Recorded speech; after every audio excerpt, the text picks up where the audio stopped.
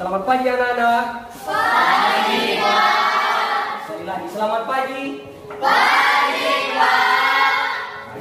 Gimana kabar kalian? Sehat. Kita memulaikan kegiatan pembelajaran kita. Banyak kita berserah diri kepada Tuhan Yang Maha Esa. Kepada anak kami yang bernama Mistari, silakan bawa kita di dalam doa.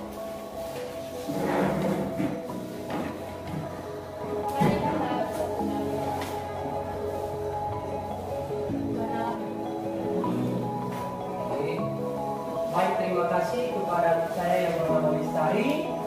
Sekarang Bapak akan mengabsenkan kita dan silakan didengarkan namanya. Mistari, Abel, Darwan, Nili, Sela, Jendi, Deborah, Dean, Natalia, Milarius. Baik, saya rasa kita sudah hadir semua. Dan sebelum kita memulai kegiatan pembelajaran kita, untuk menumbuhkan rasa cinta tanah air dan nasionalisme, kita dengarkan lagu wajib nasional. Silakan berdiri semua.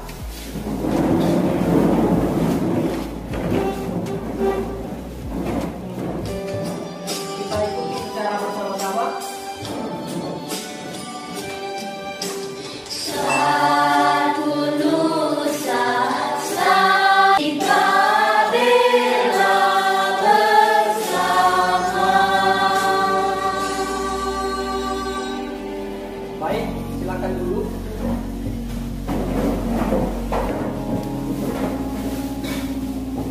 Dalam materi yang akan kita bahas pada hari ini, maka sebelum kita masuk ke topik materi kita, setiap orang boleh memberikan pendapat terhadap apa yang dilihatnya, dirasakannya, dan diamati. Oke? Tetapi ingat, di dalam memberikan sebuah pendapat harus ada yang menjadi argumen. Harus ada yang menjadi argumen. Argumen itu adalah alasan. Nah, kalau misalnya kita bawa dalam topik pembelajaran kita pada saat ini, maka apa yang menjadi bahasan kita? Kita akan membahas tentang teks. Kita akan membahas tentang teks eksposisi. Itulah yang akan menjadi topik pembelajaran kita pada pagi hari ini. Baik, saya akan sedikit mengingatkan tentang materi pada pertemuan sebelumnya.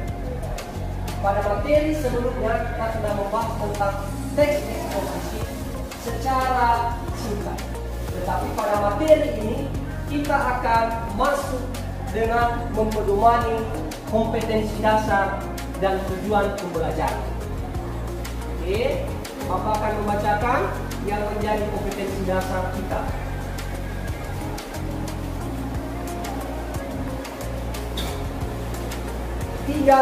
Tiga. Yang pertama, menganalisis struktur, isi permasalahan, argumentasi, pengetahuan, dan rekomendasi. Kebahasaan teks eksposisi yang didengar dan ataupun dibaca. Di bagian keterampilannya, mengembangkan isi permasalahan, argumen, pengetahuan, dan rekomendasi teks eksposisi secara lisan dan tulisan.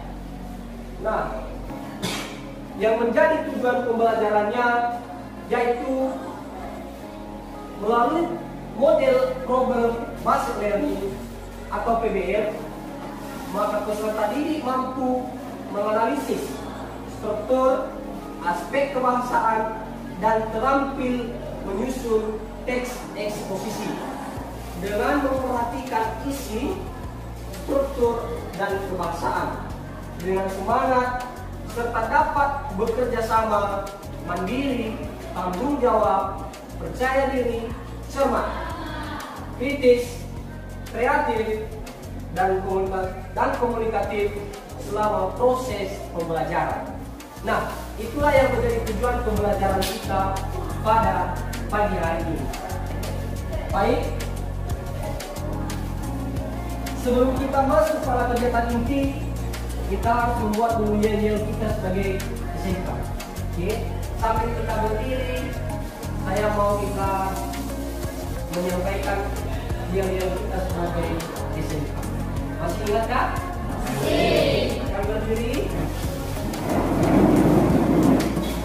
Siapa kita? SMK bisa, SMK hebat. Sekali lagi, siapa kita? SMK bisa, SMK hebat. SMK Bisa, SMK hebat. Terima kasih. Silakan dulu. Nah, Bapak akan menayangkan sebuah gambar atau video. Coba diperhatikan.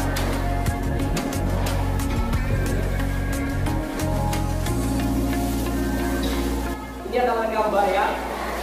Ini gambar tentang apa? Banjir ataupun bencana. Baik, silakan perhatikan videonya.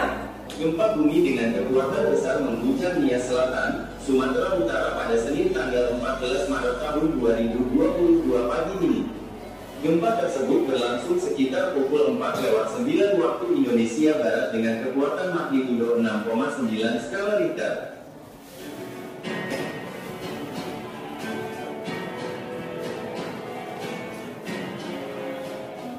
Sejumlah warga dibuat panik hingga berlarian lantaran bumi tiba-tiba saja berguncang kuat di sejumlah titik. Kita lihat dan sudah kita saksikan bersama yang menjadi videonya. Nah, sekarang Bapak akan bertanya, apa yang menjadi tujuan dari saya video tersebut? Gempa ataupun bencana. Baik, selama menonton tadi, informasi apa yang kalian dapat? Informasi apa yang kalian dapat? Coba. Terjadinya gempa di Nias Selatan. Terjadinya gempa di Nias Selatan. Ada lagi? Ada Pak saya. Oke, silakan. Bencana alam dapat mengakibatkan dampak yang sangat yang merusak pada bidang ekonomi, sosial, dan lingkungan. Kerusakan infrastruktur dapat mengganggu aktivitas sosial, korban jiwa, kerusakan ekosistem, dan lainnya tinggi. Oke, baik, terima kasih. Ada yang menjadi tambahan? Tidak ada? Baik. Sekarang kita masuk dalam kelompok. Silakan Bapak yang sudah bagikan kelompok kemarin, silakan bentuk kelompok duduk berdasarkan kelompok yang telah kita bentuk.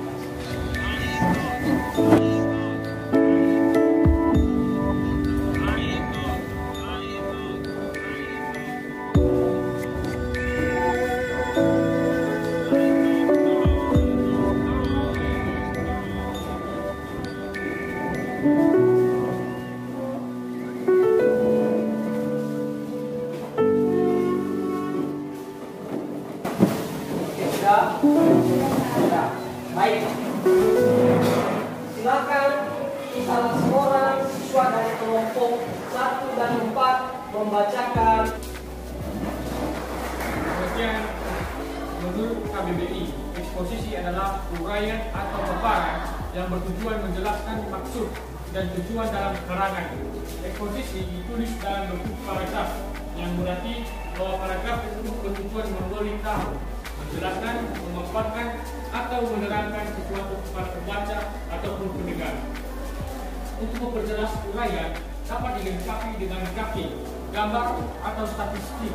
Sebagai catatan, tidak jarang eksposisi ditemukan hanya berisi uraian tentang langkah atau cara proses kerja. Oke, terima kasih Abel.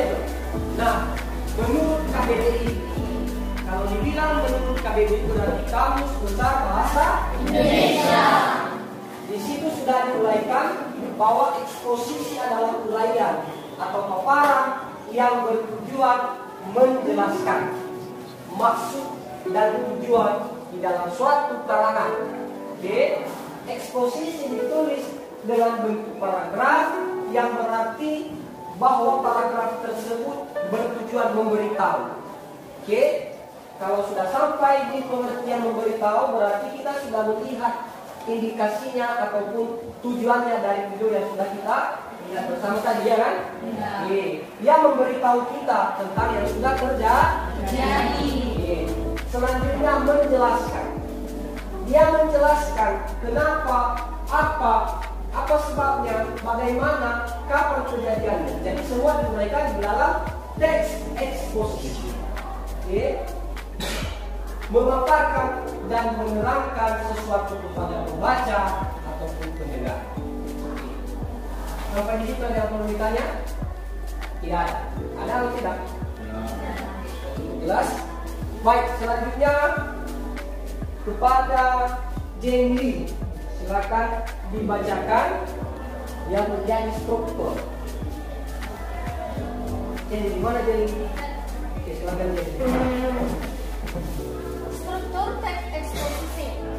Judul hendaklah ditulis dengan kata-kata yang singkat, menarik dan syarat akan makna. 2. Pernyataan umum.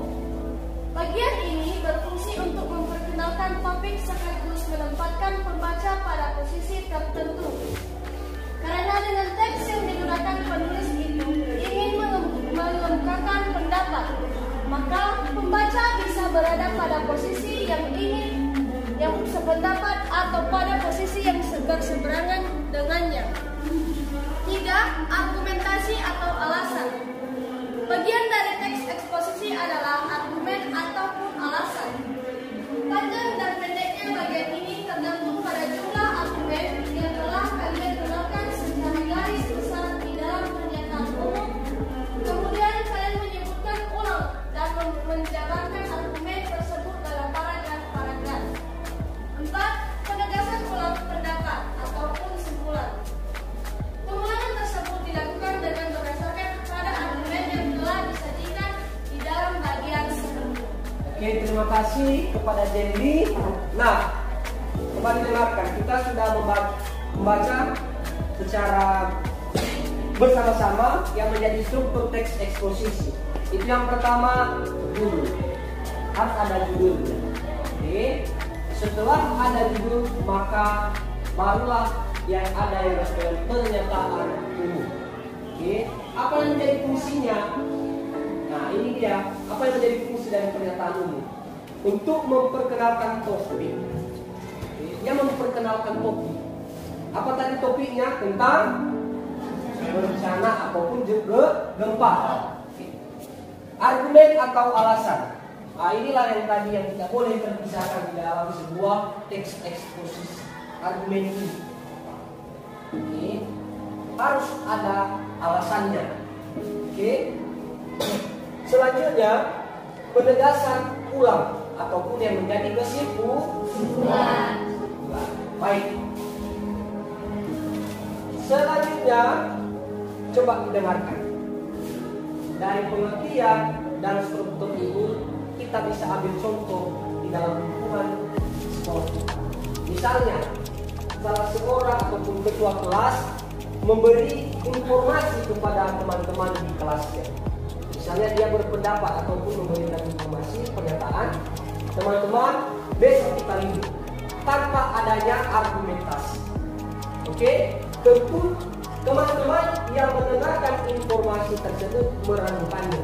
Pasti mereka akan bertanya, entah itu betulan ketua atau hanya sebagai opinimu saja atau hanya sekedar informasi tanpa pertanggungjawaban. Oke, pasti ada timbul di benak kalian seperti itu, ya kan? Nah, tetapi kalau misalnya ketua memberikan informasi berdasarkan teks eksposisi, berdasarkan argumentasi, maka dia misalnya memberikan pernyataan seperti ini. Teman-teman, besok kita akan libur. Informasi ini saya dengar dari salah seorang guru kita atau saya sudah melihat di kalender bahwa besok tanggal merah. Orang yang mendengarkan informasi itu tidak meragukan kebenaran. Tidak meragukan kebenarannya. Sudah sampai di situ, paham? Selanjutnya Natalia, silakan. Saya yang bernama Natalia, silakan dibaca unsur kebahasaan. Unsur kebahasaan. 1. Oke, terima kasih. Hanya tiga. Ada yang tahu yang dimaksud dengan pronomina? Siapa dulu yang memberikan? Yang masih ingat apa sih yang dimaksud dengan pronomina itu? Apa yang dimaksud dengan pronomina? Oke, ada? Silakan, Friska. Mana Friska? Oke. Apa yang dimaksud dengan pronomina? Seperti yang pronomina. Pronomina adalah kata ganti adalah jenis kata yang digantikan oleh nama atau frasa nominal. Promina dapat dilaksanakan menjadi program yaitu promina persona dan promina persona. Promina persona atau kata ganti orang yaitu persona tunggal. Contohnya seperti dia, anda, kamu, aku, saudara, saudaranya, nusi, dan persona jangan contohnya seperti kita, kami, kalian, mereka, hadirin, para. Promina non personal kata ganti muka orang yaitu promina ketujuh contohnya seperti itu, sini, situ, sana, dan promina ternyata contohnya seperti apa, mana, siapa. Oke, terima kasih. Nah, itu sangat tepat sekali bahwa pronomina itu adalah sebuah kata ganti. Kata ganti baik personal maupun non personal. Nah, kata ganti itu ada beberapa contohnya. Ada yang dimaksud dengan saya. Apa lagi? Saya. Dia. Apa lagi? Apa lagi? Semuanya ada contoh-contoh dari kata ganti. Termasuk juga yang dimaksud dengan nomina ataupun verba. Oke, nomina ataupun verba.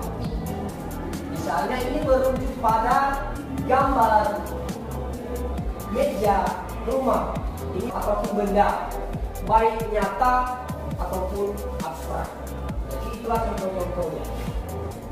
Termasuk konjungsi. Nah, ini konjungsi ini sudah sangat memang harus dituntut di dalam teks eksposisi. Oke, kita bisa menemukannya. Konjungsi ini adalah kata hubung.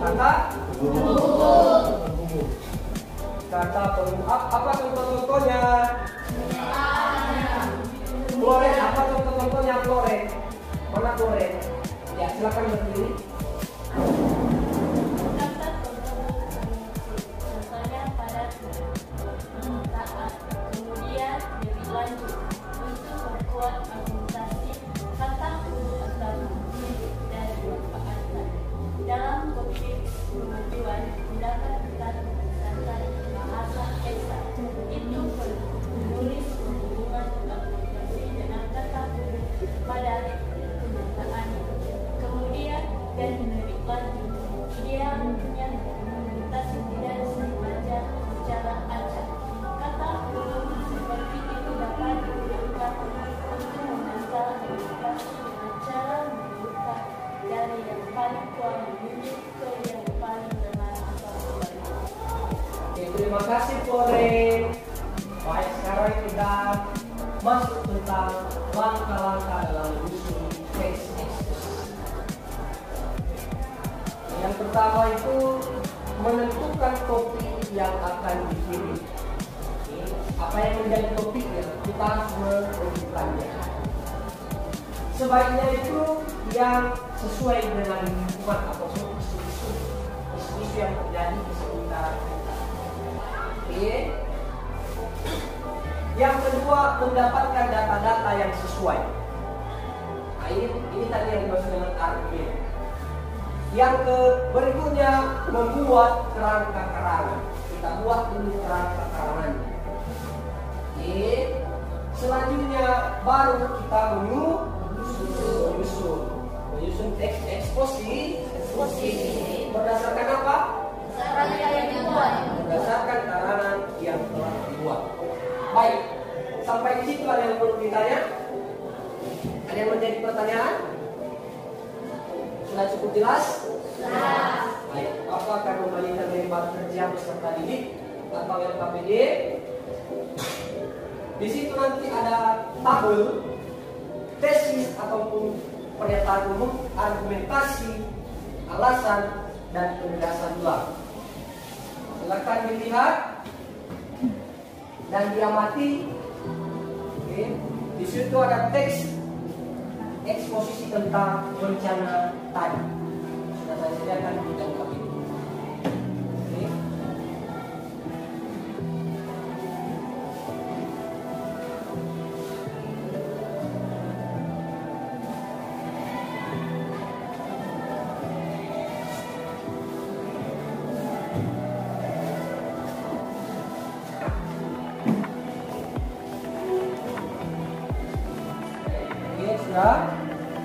Sudah kita dapatkan semuanya yang menjadi tugas ataupun pekerjaan setiap kelompok.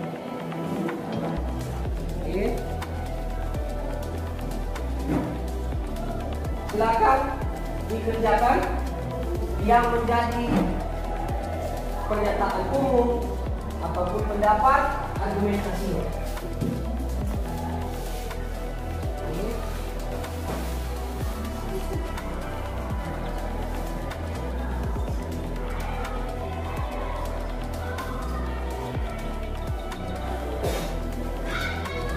Tabel tesis kan, tesis, pernyataan pendapat, struktur teks eksposisi, penjelasan ulang dan rekomendasi. Silakan dikerjakan. Bapak beri waktu selama 5 menit.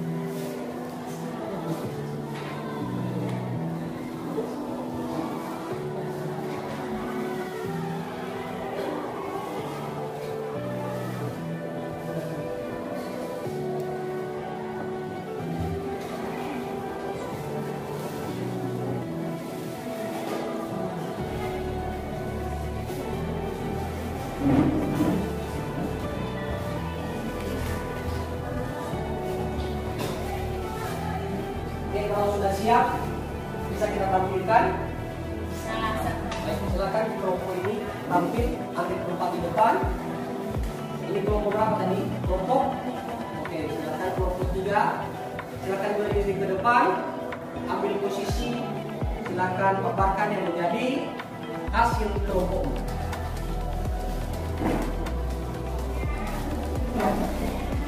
Oke, silakan semua ke depan. Siapa yang menjadi moderatornya? Oke, silakan moderator.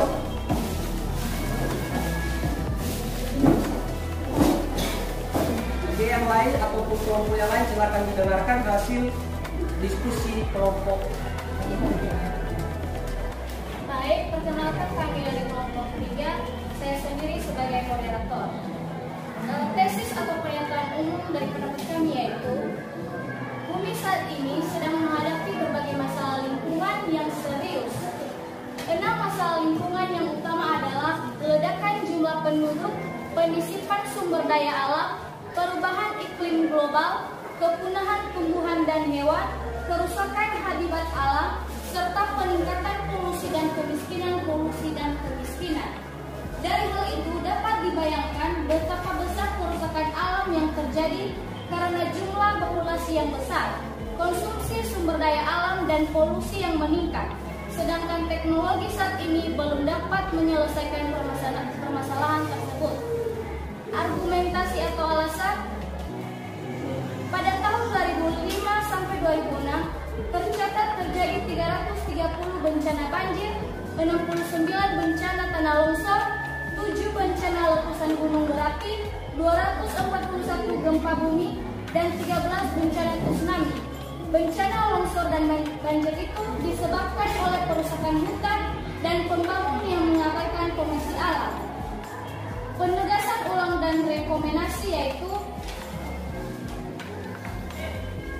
masalah lingkungan di atas merupakan masalah serius yang harus segera diatasi.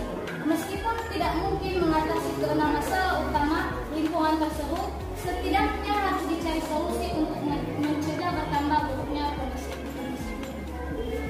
Oke, terima kasih kelompok 3. Ada yang berbeda jawaban dari kelompok 3? Silakan ditanggapi kelompok.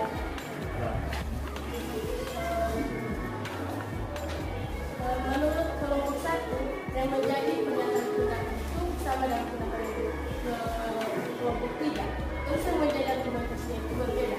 Menurut kami argumentasinya itu para ahli menyebutkan bahwa masalah tersebut disebabkan oleh praktik pembangunan yang tidak memperhatikan kelestarian alam atau disebut pembangunan yang tidak berkelanjutan. Seharusnya konsep pembangunan adalah memimpin manusia saat ini dengan mempertimbangkan kebutuhan generasi mendatang dan memenuhi kebutuhannya. Dan yang menjadi penegasan ulang dan rekomendasi yaitu masalah lingkungan di atas merupakan masalah serius yang harus segera diatasi. Meskipun tidak mungkin mengatasi keenam masalah utama lingkungan tersebut, setidaknya harus dicari solusi untuk mencegah bertambahnya buruk kondisi. Oke, terima kasih kelompok Lestari. Baik, jadi semua jawaban kalian benar, tidak ada yang salah. Oke, berdasarkan apa yang sudah kita pahami, yang sudah kita ajarkan, bahwa di bagian pertama itu ada yang menjadi pernyataan pendapat, argumentasinya, dan termasuk juga penegasan ulama. Jadi semua itu tercantum ataupun terkandung di hasil diskusi yang telah kalian sampaikan. Baik, kalau tidak ada lagi yang ditanya, kita cukupkan hasil diskusi. Sekarang saya akan bertanya. Silakan kelompok yang di belakang. Apa akan bertanya?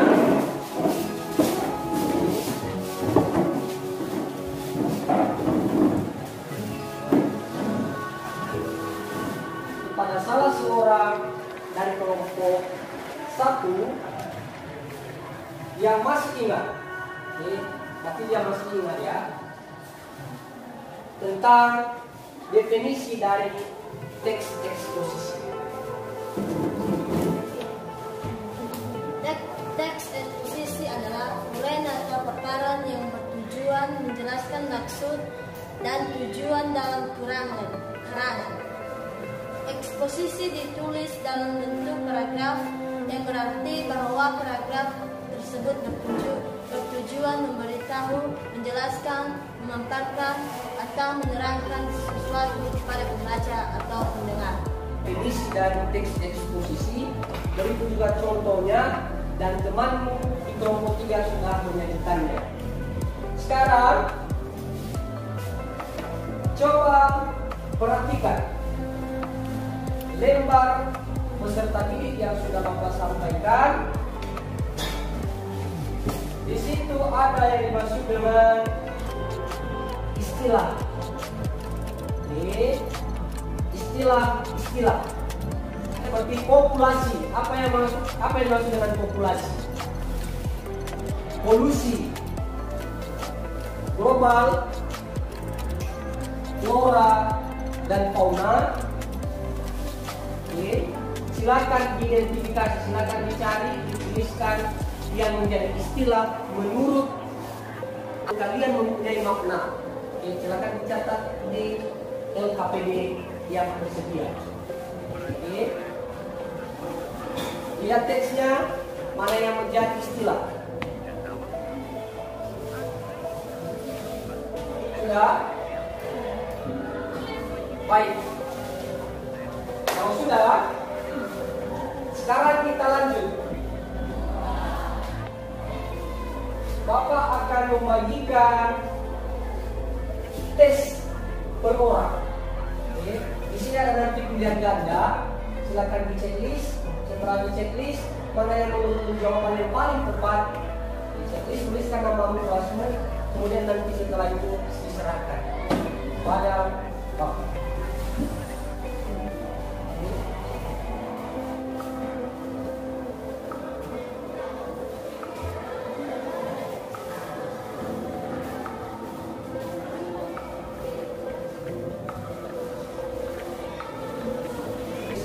Waktu selama 5 menit.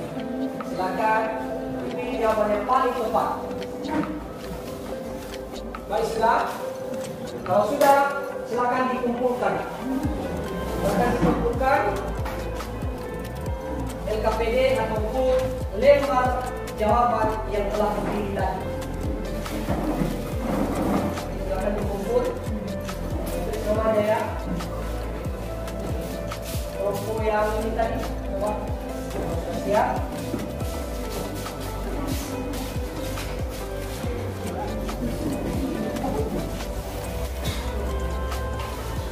Bisa.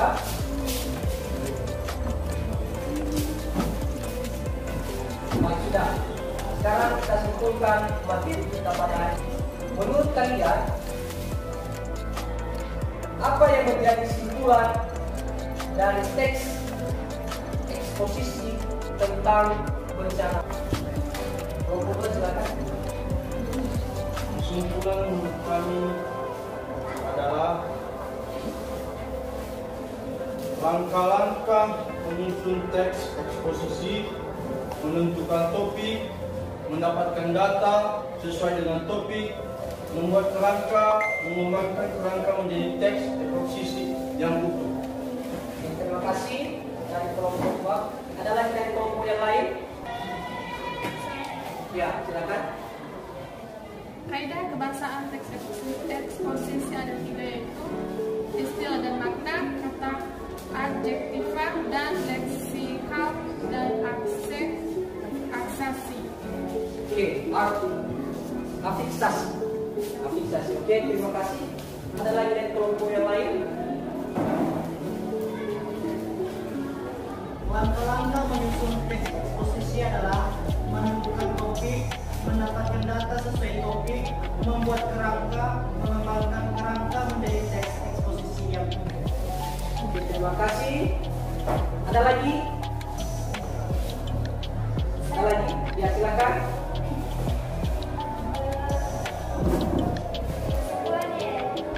Contoh dari tiga yaitu pernyataan pendapat atau tesis, kemudian argumentasi dan penegasan ulang. Terima kasih. Ada lagi? Oke, silakan. Kesimpulannya yaitu dalam keterampilan menyusun teks eksposisi jangan lupa memperhatikan ejaan. Ya, tepat sekali. Jangan lupa memperhatikan ejaan. Baik, aplaus dulu untuk kita semua. Oke, terima kasih. Pembelajaran kita memang hari ini sangat luar biasa, dan saya berharap motivasi ataupun semangat kita di dalam mengikuti pembelajaran tetap selalu ada.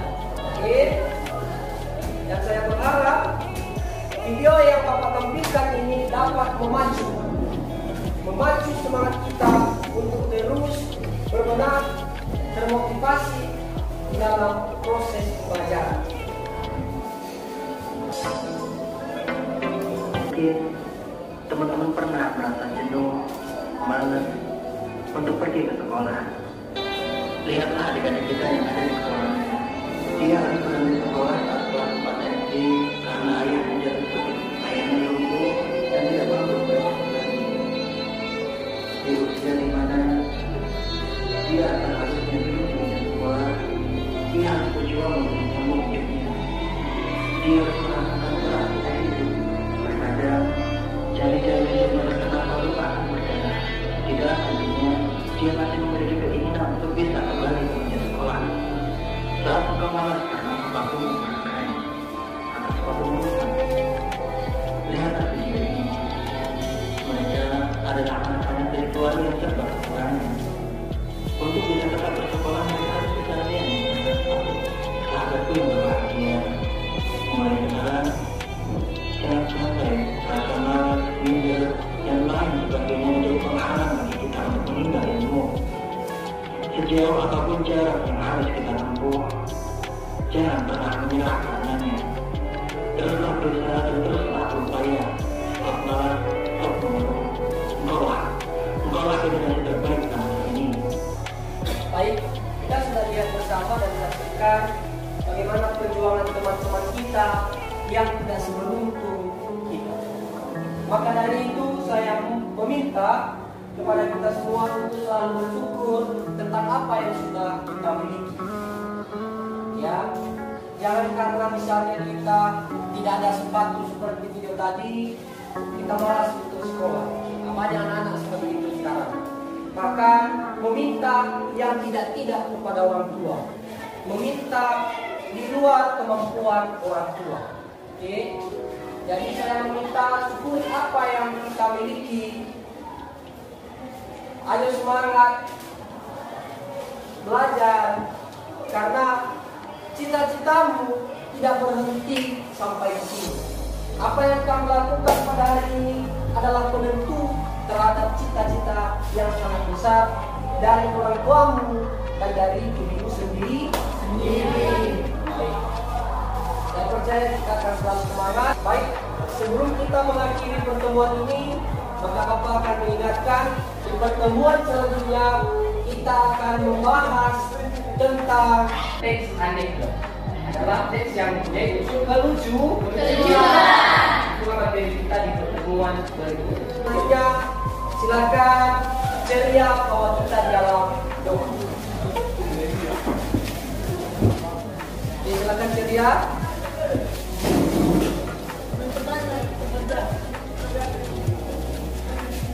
Bapak, kembali lagi kami mengucapkan Bapak dapat kami dapat menilai dan Bapak sebentar lagi kami akan mengakhiri mata pelajaran ini. Bapak kami agar kami bisa mengakhiri dan bisa memahami pola yang kami pelajari. Bapak menilai dan tidak lupa Bapak dengan Oke, sudah? Siapa kita? SMK Bisa, SMK Eva. Siapa kita? SMK Bisa, SMK Eva. SMK Bisa. SMK Eva. Terima kasih. Selamat pagi.